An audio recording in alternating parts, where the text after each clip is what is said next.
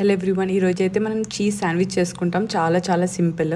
First అయితే green chutney కోసం మనం కొంచెం చిల్లీ, జింజర్, గార్లిక్, కొంచెం కొత్తిమీర అండ్ కొంచెం సాల్ట్ వేసుకొని మిక్సీ పట్టేసుకోవాలన్నమాట. అండ్ లాస్ట్ కొంచెం లెమన్ యాడ్ చేసుకోవాలి.